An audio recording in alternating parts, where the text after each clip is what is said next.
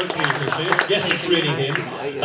First of all, Matt, it's probably your busiest time. We always say this during the winter. Summer is when the racing takes place, but you're hard at work during the winter, and it's probably your busiest period. It is. It's you would think that March to October was our busy period, but in actual fact, it's normally this time of year with contracts, with sponsorship, with all of those types of things that keeps us busy. So racing takes care of itself. It's quite nice. It's a pretty easy thing to do.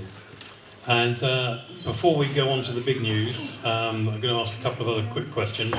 First of all, I didn't ask you this beforehand, admission prices for next year. We've got news on that and season tickets. Yeah, admissions have stayed the same. Season tickets be on sale. Well, you know, because I know the answer. I sent them to you and asked you to change certain things on it, but they'll be available because people are asking for Christmas presents, so they'll be available from. I'd imagine Steve Allen will want to run this story for 24 hours, I guess. So admissions will be the next one. Season tickets will be the next one. Season tickets will be available then, and can people apply for those or even get them from the track shop, because track shop will be opening? It will, yeah. Helen's coming down on the Saturday the 8th, so next Saturday I think that is, from 10 till 3, and then again on Sunday the 16th again from 10 till 3. I'm not going to get people to wait too much longer for the big news of the evening, and that's about to go live on our internet. It's going to go live at the same time in the Echo. I'm going to ask you, tell us who's going to be our first signing 2019? It's Nico Covatti. Hello to everyone, I am Nico Covatti. I am very happy to sign for Poole next season. Thanks for giving me this opportunity, and I hope to do a good job for the club. I hope to see all fans next season, and have a nice Merry Christmas and Happy New Year. Bye bye. Thank you very much, Nico Covatti. The first one on the team sheet, Nico. Do you see Nico as being in the lower order or even reserve? He'll certainly start at reserve. There'll be one more below him. Pretty much the team is taking shape. It's tough. You know, everyone knows every year that to stay competitive, we were kind of kicked a little bit just before the AGM, because I think many of you had put your teams together using the final figures from the online on the BSPA site, and of course then it changed because Bomber's average changed by nearly a point. So that kind of ruined everything for me, and it meant I needed to go in a different direction. So it's one of those things. It's happened to us before. Obviously, with Ryhouse figures then being annulled and taken away from the BSPA figures, it hurt us in a way. But what I will say is that where one door closes, another door opens. So I won't explain that anymore. But there is a genuine. I'm going to use this to our advantage. I really am very keen to make sure that at 6 and 7 we've got riders that can win races, not just take part.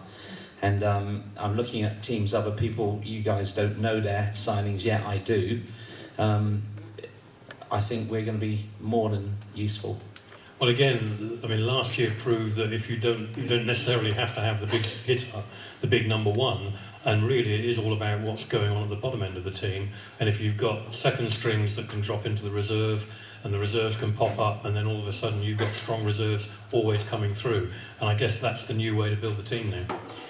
Well, I don't think it's a new way, Nigel. I think people have done it before, and people talked to me about 1969, about, you know, when we had a team which was from 1 to 7, anybody could win a race. And we said that about last year, didn't we? That any one of the 7, you went down to the 7th rider, Freddie Jacobsen, who could win. And that's what, you know, there is an advantage to that.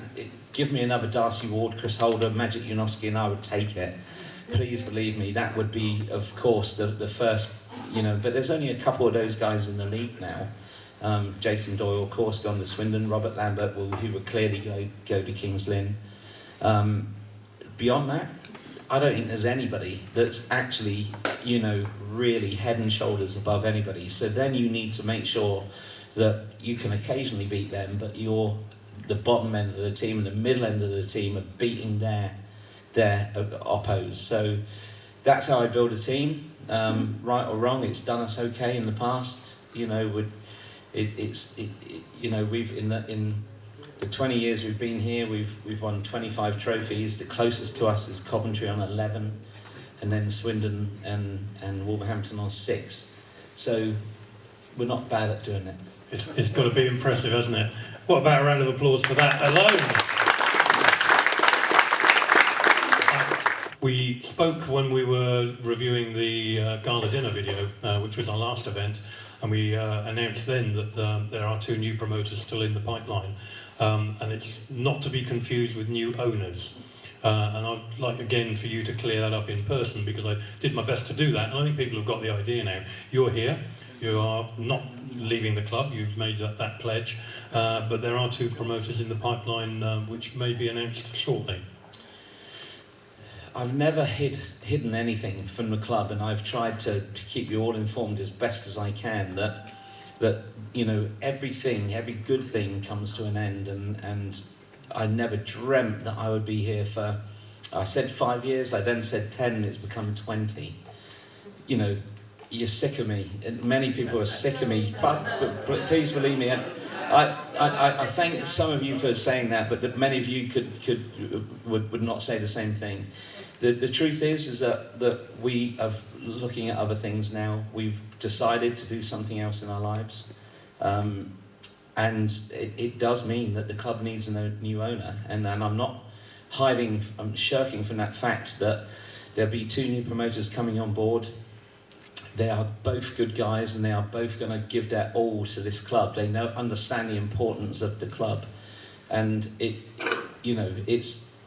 All I can hope is that we're successful in 2019. That is my objective now, is to make sure that we keep winning, and if you keep winning, it becomes easier to do something with the club. So, we're going to still fly in every week to take care of Wednesdays or Thursdays, beg your pardon now, which is unusual, but. It's, away meetings may be a bit of a struggle for us now, because we are committed to something else. Every year he's served up something special for the Pirates. A round of applause and some thanks, please, for Matt Poole.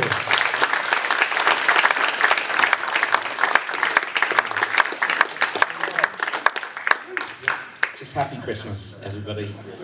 You know what? It's funny. I sit at the back of the room with some people that I've known for many years, and they've lost close people to them in the last few months, and you just wonder what it really is all about, don't you? And just remember, it's a sport.